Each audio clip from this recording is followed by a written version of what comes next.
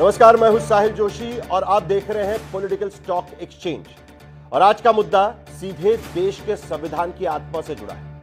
सवाल सिर्फ इतना है कि क्या संविधान से सेक्युलर और सोशलिस्ट यानी धर्मनिरपेक्ष और समाजवादी जैसे शब्दों को हटाने की वकालत संविधान की शुद्धि है या फिर वैचारिक सत्ता की स्थापना की पहली सीढ़ी। देश की सबसे बड़ी सांस्कृतिक संगठन माने जाने वाली राष्ट्रीय स्वयंसेवक संघ यानी आरएसएस ने एक बार फिर यह वैचारिक बहस छेड़ दी। इस बार मांग है कि संविधान की मूल प्रस्तावना लागू करने की यह मांग।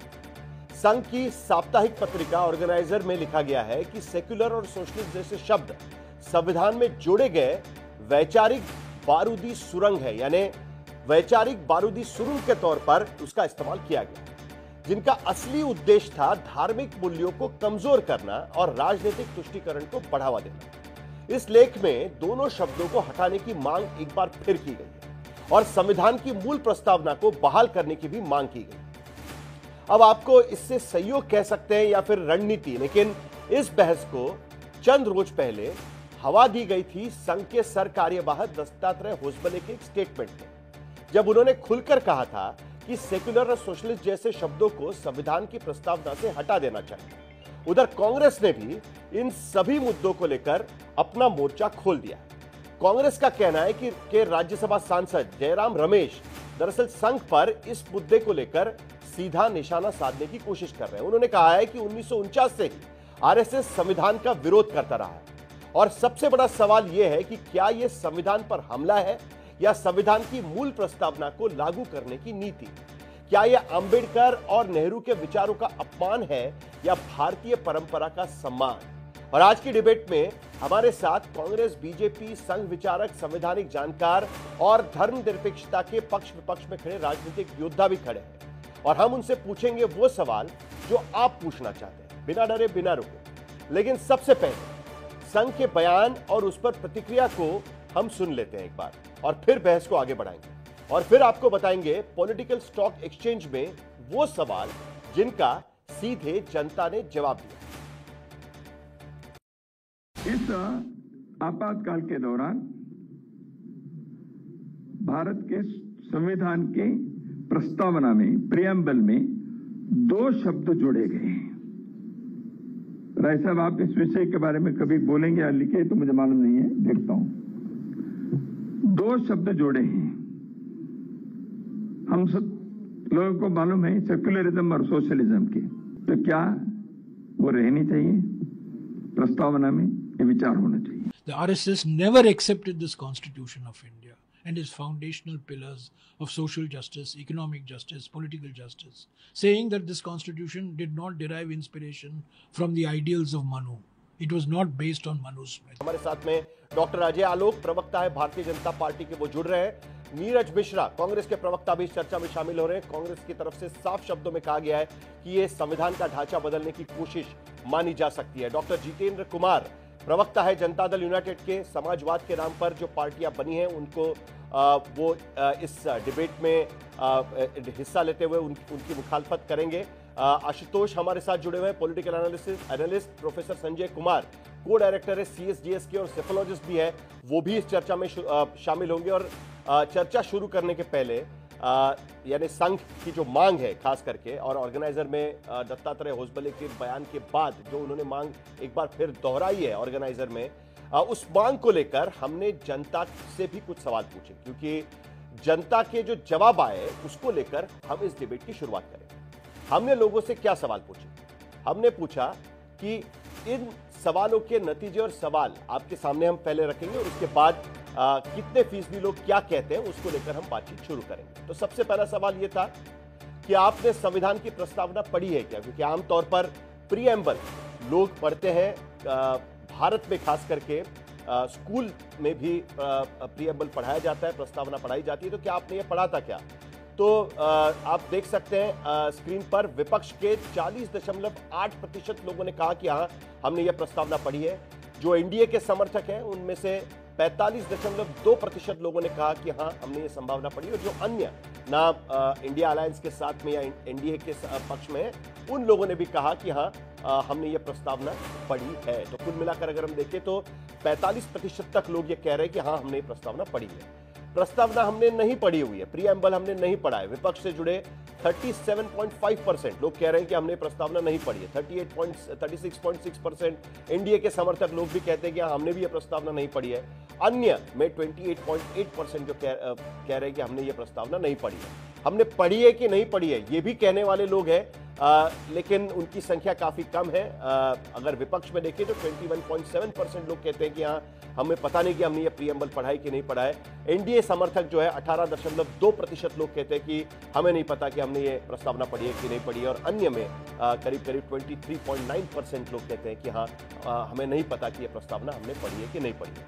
दूसरा सवाल जो हमने जनता को जाकर पूछा कि क्या आप जानते हैं कि धर्मनिरपेक्ष और समाजवाद शब्द प्रधानमंत्री इंदिरा गांधी ने आपातकाल के दौरान प्रीएम्बल में जोड़े थे, क्योंकि प्रस्तावना में ये शब्द पहले नहीं थे और आपातकाल के दौरान 1976 में ये शब्द जोड़े गए थे। लेकिन क्या ये लोगों को पता है, ये भी हमने उनको पूछा।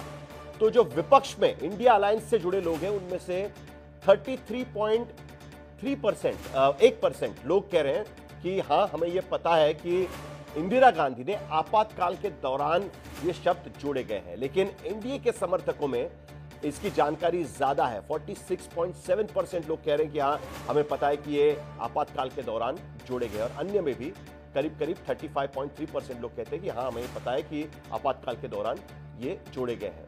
वही हमें नहीं पता है कि ये आपातकाल के दौरान जोड़े गए हैं, ये कहने वाले भी विपक्ष के 30.2% लोग कहते हैं कि हाँ हमें नहीं पता कि ये आपातकाल के दौरान जोड़े गए हैं।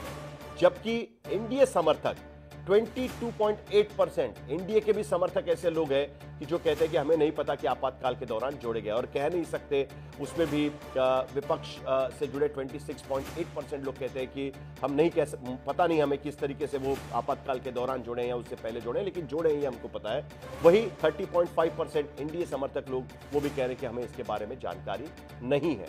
तीसरा अहम सवाल, क्या धर्मनिरपेक्ष और समाजवाद ये दो शब्दों को हटा दिया जाना चाहिए और अंबेडकर के तैयार संविधान की मूल प्रस्तावना को बहाल किया जाना चाहिए? इसकी मांग बहुत सालों से देश में की जा रही है। कई बार सुप्रीम कोर्ट का दरवाजा भी इसको लेकर खटखटाया गया था। लेकिन जब यह सवाल पूछा गया कि क्या मूल प्रस्तावना जो थी जिसमें ये दो शब्द नहीं थे, क्या उसे लागू किया जाना चाहिए, तो विपक्ष से जुड़े 36.6% लोग कहते हैं कि हाँ ये जो मूल प्रस्तावना है वही लागू होनी चाहिए। जबकि एनडीए के समर्थक 60.6% लोग एनडीए समर्थक मानते हैं कि हाँ जो मूल प्रस्तावना 1950 में लागू की गई थी वही प्रस्तावना फिर से एक बार लागू होनी चाहिए, जो दो शब्द उसमें से हटने चाहिए। कुल मिलाकर यही कहने की कोशिश उनकी। और जो अन्य है उसमें 44.1% जो दोनों ही दलों से नहीं जुड़े हुए हैं वो भी कहते हैं कि हाँ 44.3% लोग कहते हैं कि हाँ इस मूल प्रस्तावना को लागू किया जाना चाहिए। नहीं कहने वालों में विपक्ष में 53.4% लोग हैं जो कहते हैं कि हाँ इन पुरानी प्रस्तावना को लागू नहीं किया जाना चाहिए, जो प्रस्तावना चल रही है वही जारी रहनी चाहिए। जबकि एनडीए में भी ऐसे लोग हैं, ऐसे समर्थक हैं एनडीए के जो कहते हैं कि मूल प्रस्तावना को बहाल नहीं किया जाना चाहिए, 24.2% लोग। और अन्य में 37.4% लोग कहते हैं कि हाँ ये जो मूल प्रस्तावना है उसे लागू नहीं किया जाना चाहिए, जो अभी चल रही है वो ठीक है। कुल मिलाकर अगर हम देखें तो हाँ कहने वाले 48.3% लोग हैं कि मूल प्रस्तावना लागू की जानी चाहिए, और नहीं लागू की जानी चाहिए कहने वाले 38.1%। यानी ज्यादातर लोग ये कहते हैं कि हाँ मूल प्रस्तावना लागू होनी चाहिए। ये लोगों का मानना है, उनको उन पर ये जो बहस पहुंची है उसके आधार पर कहते हैं। और चौथा सवाल, 6 सवाल कुल मिलाकर हमने पूछे हैं, लेकिन चौथा सवाल अगर हम आपके सामने रखें कि आपके अनुसार भारतीय संदर्भ में धर्मनिरपेक्ष यानी सेक्युलर इस शब्द का अर्थ क्या है, क्योंकि ये संविधान का ढांचा माना जाता है एक तरीके से। तो धर्मनिरपेक्ष इस शब्द का अर्थ क्या है? तो लोगों ने कहा सभी धर्मों का के प्रति आस्था रखना, ये एक इसका मतलब है, यानी सभी धर्मों को समान समझना, ये उसका एक मतलब निकल सकता है। तो 79.6% लोग जो विपक्ष से जुड़े हुए हैं वो कहते हैं कि यही इसका मतलब निकल सकता है, जबकि एनडीए में भी 60.7% यानी ज्यादातर एनडीए के समर्थक भी यही मतलब धर्मनिरपेक्ष का निकालते हैं कि सभी धर्मों के प्रति आस्था होनी चाहिए, और अन्य भी 75.2% लोग ये कहते हैं। दूसरा जो उसका एक अर्थ निकाला जाता है आमतौर पर कि धर्म और राज्य अलग अलग है, और तभी वो राज्य दरअसल सेक्युलर कहा जाता है, धर्मनिरपेक्ष कहा जाता है, उसमें विपक्ष से जुड़े भी 5.3% लोग कहते हैं कि ये इसका मतलब है, जबकि एनडीए से जुड़े ज्यादातर लोग ये समझते हैं, 7.2% लोग ये समझते हैं कि धर्म और राज्य अलग अलग है।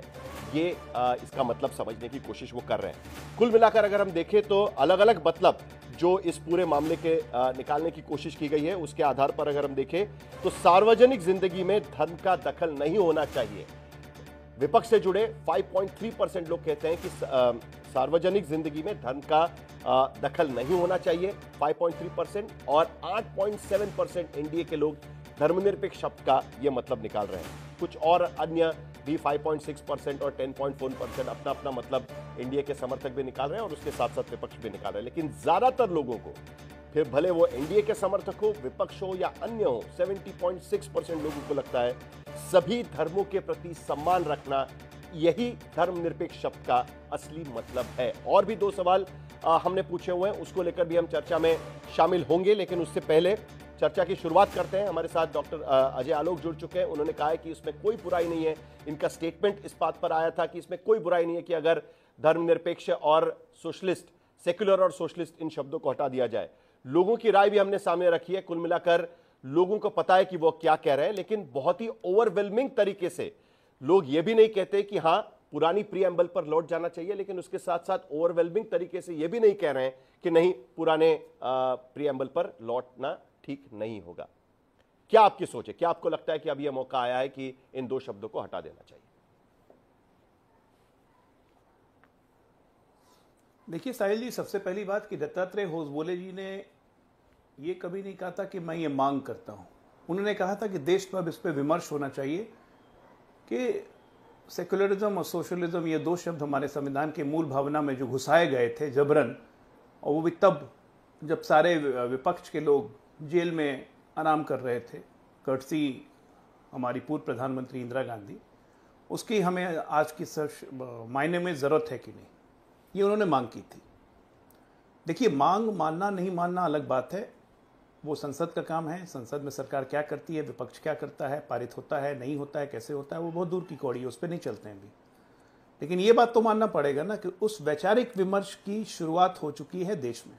आपके ये जितने आंकड़े निकले हुए हैं, जिसने भी सर्वे किए हैं, कम से कम उतने लोग के पास अब पहुंचे, तो उतने लोग को पता, जिनको नहीं भी पता था कि ये नया प्रीएम्बल हमारा बना 1976 में, उनको पता लग गया कि पुराने प्रीएम्बल में क्या था। अब वो गूगल सर्च करेंगे, एआई लेंगे, सब कुछ पुराना प्रीएम्बल देखेंगे, नया प्रीएम्बल देखेंगे, उसका सोचेंगे कि ये करने की जरूरत क्यों पड़ी भाई। जब बाबा साहब ने हमारा संविधान दिया था, तो बाबा साहब ने सोच समझ के संविधान दिया था, सारे संविधान का ढांचा इसी तरह से दिया था। और बाबा साहब ने बेकायदा कॉन्स्टिट्यूएंट असेंबली के मीटिंग में लगातार ये कहा भी था कि ये शब्द को डालने की जरूरत नहीं है। इसमें बाबा साहब का बहस है, जो कि अंकित है संविधान कॉन्स्टिट्यूएंट असेंबली के बहस में। फिर लोग सोचेंगे कि ये करने की क्या जरूरत पड़ी। ये होता है विमर्श। ये सोचना ही हम जीत है उस विचार की जो कहता है कि बाबा साहब के अमूल सिद्धांत को, अमूल संविधान को उसके वापस लौटाया जाए। आपने अभी अपने ओपनिंग डिबेट में कहा कि संघ क्या वैचारिक सत्ता की स्थापना चाहता है, तो आपका क्या मानना है? 1976 के पहले ये दो शब्द जब नहीं थे, तो संघ की वैचारिक सत्ता थी क्या इस देश में? नहीं। ये सवाल मूल रूप से गलत है कि ये दो शब्द हट जाएंगे तो संघ की वैचारिक सत्ता की स्थापना हो जाएगी। अरे संघ इस देश का अंग है भाई, संघ इस देश से अलग नहीं है, इसी देश का हिस्सा है संघ। दूसरी बात, क्यों लोग ये ऐसा विमर्श चाहते हैं, क्यों लोग ऐसी मांग करते हैं? जैसे आपके सर्वे में कहा कि इतने प्रतिशत लोग चाहते हैं कि ये हो, इतने प्रतिशत चाहते हैं कि हो जाए, चाहे पक्ष या विपक्ष। क्यों लोग ऐसा मांग करते हैं? क्या सोचिए जरा। कांग्रेस के राज में या यूपीए के राज में या थर्ड फ्रंट के राज में ऐसी मांगे क्यों नहीं उठती थी? क्योंकि लोग को अपेक्षा है कि संविधान में बहुत सारे गलत को इसी मोदी सरकार ने सही किया है, इसलिए लोगों को अपेक्षा है। धारा 370 35A ऐसा ब्लॉट हमारे संविधान पे कभी नहीं लगा था जिसको मोदी सरकार ने हटाया संवैधानिक तरीके से। और आज कश्मीर को इंटीग्रेट किया। ये देश 70 साल से एक देश दो संविधान दो निशान पे चल रहा था, इंटीग्रेशन ही नहीं था कि जम्मू कश्मीर का, जो कि पहली बार हुआ। क्या ये पहले नहीं हो जाना चाहिए था? पूर्व प्रधानमंत्री कहते थे ये घिसते घिसते घिस के गायब हो जाएगा। नहीं गायब होता है सरकार, घिसते घिसते हटाना पड़ता है, जड़ें काटनी पड़ती है, जो कि मोदी सरकार ने काटा। 3 तलाक पूरे विश्व में किसी इस्लामिक देश में नहीं है, हमारे देश में लदा हुआ था। क्यों भाई? कुछ नहीं उस पर। यूसीसी एक प्रस्ताव है जो हमारे संविधान में प्रस्ताव दिया हुआ है कि हमारे संविधान कहता है कि यूसीसी होना चाहिए। सुप्रीम कोर्ट दर्जनों बार सरकार को, हमारी भी सरकार को कह चुका है इसके बारे में क्या सोच रहे हैं। कमेटी बनी हुई, विचार कर रहे हैं, धीरे धीरे लाएंगे। और मॉडल कोड पे हमने इंप्लीमेंट करना शुरू कर दिया है, उत्तराखंड में लग चुका है, बाकी सब जगह ट्रायल चल रहा है, देशव्यापी विमर्श हो रहा है, इसको भी लागू करेंगे। तो मोदी सरकार से लोगों की अपेक्षा है कि जो आज तक गलत हुआ वो सही अब करने की कोशिश की जा रही है, इसलिए वैचारिक विमर्श हो रहा है। और मैं बहुत धन्यवाद करता हूं आपका कि आपने इस टॉपिक को उठाया, क्योंकि आपके चैनल के माध्यम से फिर यह वैचारिक विमर्श लाखों करोड़ तक पहुंचेगा। जिनको नहीं पता है वो फिर पता करेंगे कि 1976 में क्यों जोड़ा था, क्या जरूरत थी समाजवाद और सोशलिज्म की बात करने की। जब हम ये बात तो हमेशा अच्छी है अजय आलोक जी, मैं आपके इस बात से सहमत हूं कि देश के प्रीएम्बल में जो चीजें लिखी गई है, ये चीजें क्यों लिखी गई है उस पर देश की जनता जाने और उस पर बहस हो, यह भी बहुत जरूरी है। लेकिन इसके पीछे का कारण क्या है वो भी समझना बहुत जरूरी होगा। नीरज मिश्रा, आपके पास आने के पहले मैं सिर्फ एक सवाल डॉक्टर अजय आलोक आपसे पूछना चाहता हूं, क्योंकि 1998 में जब प्रधानमंत्री वाजपेयी सत्ता पर थे, तब उनके समय पे भी, जब बीजेपी की या एनडीए की सरकार थी, तब भी संविधान की समीक्षा के लिए एक कमेटी बनाई गई थी और उसमें भी यह मुद्दा उठा था कि क्या जो प्रीएम्बल में ये 2 शब्द हैं, इन 2 शब्दों का क्या करें, क्योंकि ये मूल प्रस्तावना में नहीं थे, जो मूल प्रीएम्बल था उसमें ये नहीं थे। उसके बाद तत्कालीन गृह मंत्री लाल कृष्ण आडवाणी ने इस बहस को खत्म किया। उन्होंने केशवानंद भारती जो जजमेंट आया था उसका जिक्र किया, जो 1973 में आया था, और उसके बाद उन्होंने इस बारे में कहा कि सेक्युलरिज्म ये भारत की संस्कृति में है और इसीलिए इस बहस को हम दूर रखना चाहते हैं। तब तो सरकार ने इस बहस को दूर रखा। आज क्या वजह है एक बार फिर कि यह बहस को दोबारा निकालने की कोशिश की जा रही है? और अब तक तो सरकार की तरफ से इस पर रुख साफ नहीं है, लेकिन क्या कारण है कि जो 1998 में समीक्षा के लिए कमेटी बनाई उसमें से बहस को दूर रखा गया और इसके एक बार फिर यह बहस वापस करना शुरू हो गया? तो आरोप कांग्रेस लगा रही है कि अब उनके पास सत्ता है तो एक बार फिर उनके वैचारिक मूल्यों के आधार पर यह प्रस्तावना हो जाए। साहिल जी, वैसे तो जो आपका आखिरी सवाल था अजय आलोक को, जिसने उन्हें थोड़ा असहज कर दिया, उसी में बहुत सारे जवाब थे कि क्यों जो इनके आइडियोलॉजिकल स्टॉलवर्ड्स थे उनको भी आखिरी में यह हार माननी पड़ी कि देश की जो मूल भावना है, जिसमें सेक्युलरिज्म और सोशलिज्म एकदम एनग्रेव्ड है, उससे ये दूर नहीं हो सकते। और बात तो बहुत सीधी सी है साहिल जी, कि ना मस्जिद का ना मंदिर का सवाल है, ये तो संविधान के उजालों का हाल है, जहां हर मजहब को मिले बराबरी का अधिकार, जहां हर गरीब के सपने को मिले आधार। सेक्युलर और समाजवादी, यही तो पहचान है, यही तो मेरे भारत की असली जान है। देखिए, अजय आलोक जी को इतने साल से इस कॉन्स्टिट्यूशन को पढ़कर यह समझ नहीं आया कि इसमें सेक्युलर और सोशलिस्ट वर्ड क्यों है। मुझे लगता है कि वो जो सेलेक्टिव रीडिंग की आदत है, जिसमें शायद ये अनुच्छेद 14, 15, 16, अनुच्छेद 25, अनुच्छेद 26, 27, 28, ऐसा ही अनुच्छेद 38, 39, 40, इन सारे अनुच्छेदों को इन्होंने उस सेलेक्टिव रीडिंग के दौरान दरकिनार कर दिया होगा।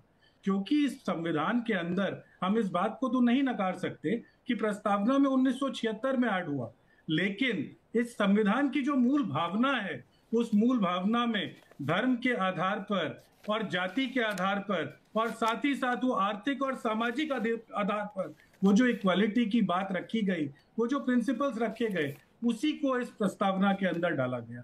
और यही बात जब बार बार कोर्ट के दरवाजे खटखटाए गए, तो जैसा आपने ठीक कहा, चाहे वो केशवानंद भारती का केस हो, चाहे वो एसआर बुमई का केस हो, चाहे वो मिनर्वा मिल्स का केस हो, इन सब केसेस के अंदर भी सुप्रीम कोर्ट ने ये कहा कि जो संविधान की मूल प्रस्तावना है उसमें सोशलिज्म और सेक्युलरिज्म दोनों सबसे बड़े पिलर्स हैं और उनके साथ छेड़छाड़ नहीं करनी चाहिए।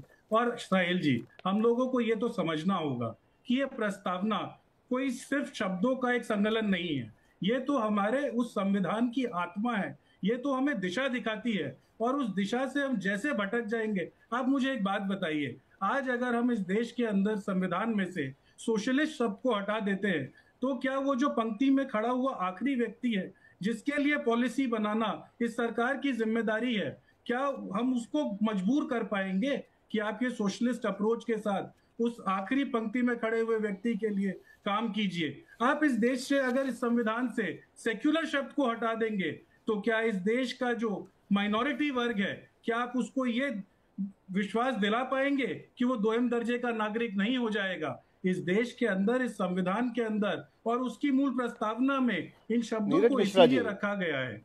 नीरज मिश्रा जी, देखिए बात वहीं पर आती है। मैंने वहां पर डॉक्टर लालकृष्ण आडवाणी का जिक्र किया, मैं आता हूं आपके पास अजय आलोक।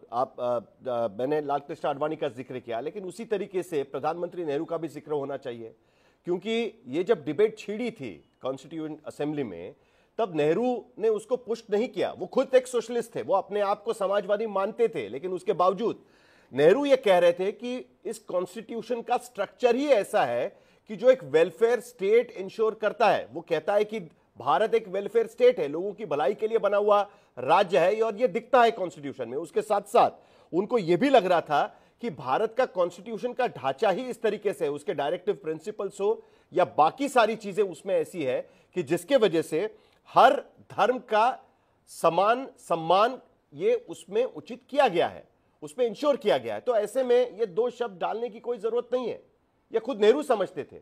तो ऐसा क्या हुआ 1976 में कि इन दोनों शब्दों को डालने की जरूरत पड़ी, और जिसके वजह से आज बीजेपी सवाल उठा रही है कि कहीं ना कहीं ये राजनीति कहीं कुछ और है, उस वक्त की स्थिति कुछ और थी, और इसीलिए ये दो शब्द वहां पर डाले गए थे। देखिए साहिल जी, इस बात से तो हम लोग इनकार नहीं कर सकते कि हर समय की परिस्थिति अलग होती है। उन कॉन्स्टिट्यूएंट असेंबली की डिबेट्स का जहां जिक्र हो रहा है, वहां सच में इन्हीं बातों को कहा गया जो मैं अभी कह रहा था कि अनुच्छेद 14 से 16 हो, अनुच्छेद 25 से 28 हो, अनुच्छेद 38 से 40 हो, इन सब के अंदर वो पूरी भावना को कूट कूट कर भरा गया है। लेकिन समय की मांग को समझते हुए जब इन मूल्यों को देश की जनता के सामने सरल और सहज तरीके से दिखाना था और उस भाव को सबके सामने रखना था, क्योंकि आप 1977, 73, 74, 75 के दौर के जो राजनीतिक और सामाजिक परिवेश है उन सबको समझ रहे हैं। उसके होने के बावजूद जब देश की जनता को हमें एक क्लियर मैसेज देना था कि इस देश की जो परिकल्पना है वो उस सेक्युलर फैब्रिक के साथ है, इस सरकार की जो परिकल्पना है उस सोशलिस्ट अप्रोच के साथ है, तो उसको संविधान की प्रस्तावना के साथ मर्ज किया गया। और जब आगे भी कोई समय आएगा, संविधान के और भी कोई ऐसे मूल्य जो आपको लगता है कि देश की जनता को बताने की बारी आएगी, तो हो सकता है कि आगे की सरकारें कोशिश करें, लेकिन जो बेसिक स्ट्रक्चर है आप उस बेसिक स्ट्रक्चर को खत्म नहीं कर पाएंगे। आज आप इस शब्द को हटाने की भी कोशिश करेंगे तो आप क्या right to equality, right to religious practice, right to formation, right to religious interpretation, आप क्या इन सारे जो हमारे यही तो सवाल उठता है ना नीरज मिश्रा, खत्म कर देंगे कि जब पूरा कॉन्स्टिट्यूशन ही इन्हीं आधारों पर बना हुआ है, इक्वालिटी, वेलफेयर कॉन्स्टिट्यूशन बना हुआ है, तो फिर स्पेसिफिकली ये दो शब्द डालने का क्या मतलब है? क्योंकि इसके मतलब कुछ और भी निकलते हैं। वेस्टर्न फॉर्मेट में सोशलिस्ट होने का मतलब कुछ और निकलता है, भारतीय कॉन्टेक्स्ट में उसका मतलब कुछ और निकलता है। तो ये कंफ्यूजन क्यों? और उसके साथ साथ जो आरएसएस का आरोप बार बार इस पर लगता है कि आप इन शब्दों को डाल के भारत की जो धार्मिक स्थिति है उसको बदलने की कोशिश कर रहे हैं कहीं ना कहीं, जिसका जिक्र ऑर्गेनाइजर में भी किया गया है। मुझे लगता है जो अभी पीएससी के आंकड़े निकल कर आए, जिसमें उस धर्मनिरपेक्ष शब्द के बारे में जब सेक्युलरिज्म की बात की, तो अधिकांश लोग इस बात को मान रहे हैं कि सभी धर्मों के प्रति सम्मान की बात हो रही है।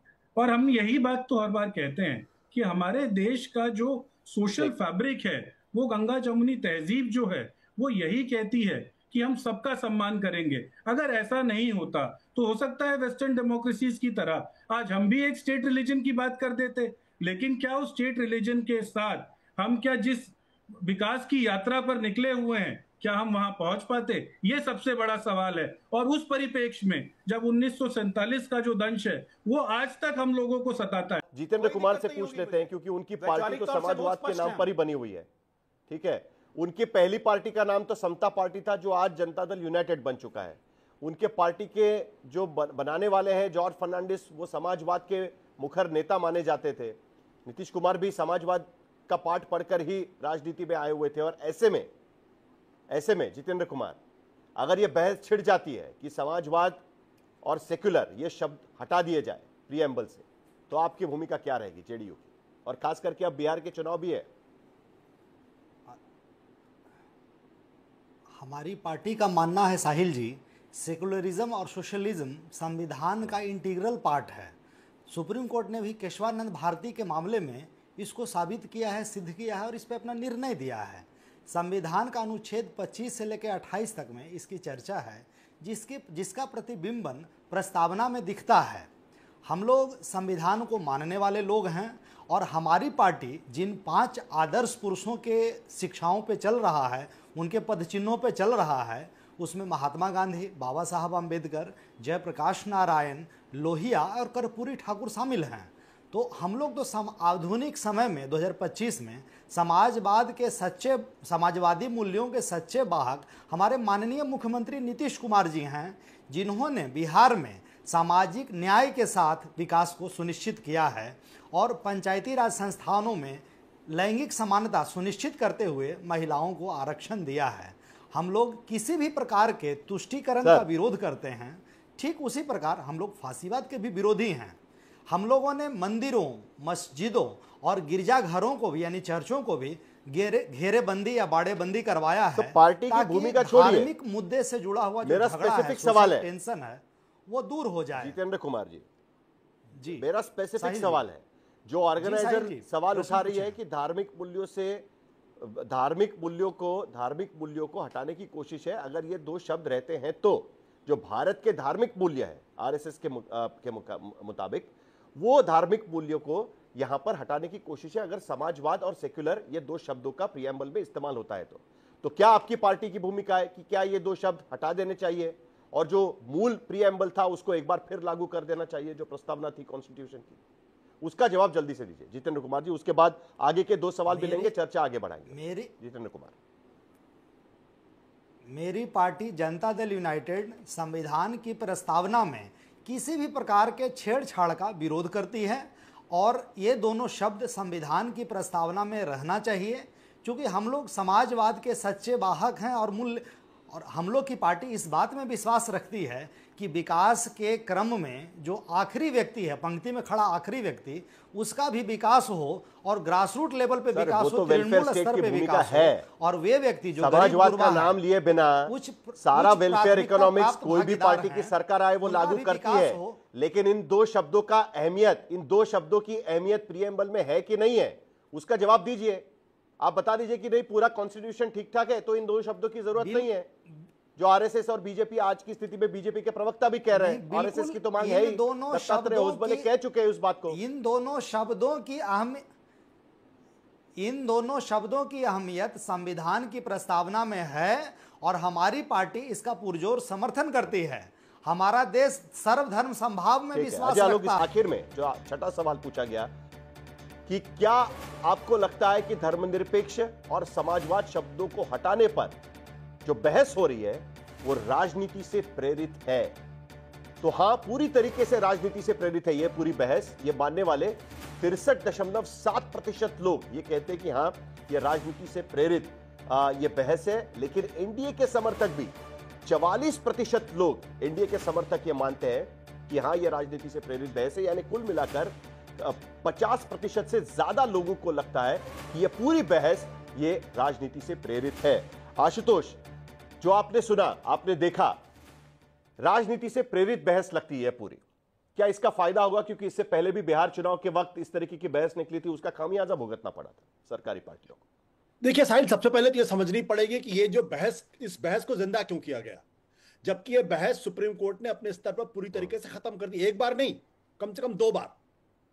पिछले अक्टूबर में, अक्टूबर 22-23 अक्टूबर को 2024 को सुप्रीम कोर्ट ने स्पष्ट तौर पर कह दिया था कि सेकुलरिज्म और सोशलिज्म शब्द को संविधान से नहीं हटाया जाएगा। और उसके बावजूद इस बहस को जिंदा क्यों किया जा रहा है? इस बहस को इसलिए जिंदा किया जा रहा है क्योंकि सेकुलरिज्म शब्द को हटाकर हिंदू राष्ट्र शब्द लाने की कोशिश हो रही है इसमें। इसको समझने की जरूरत है।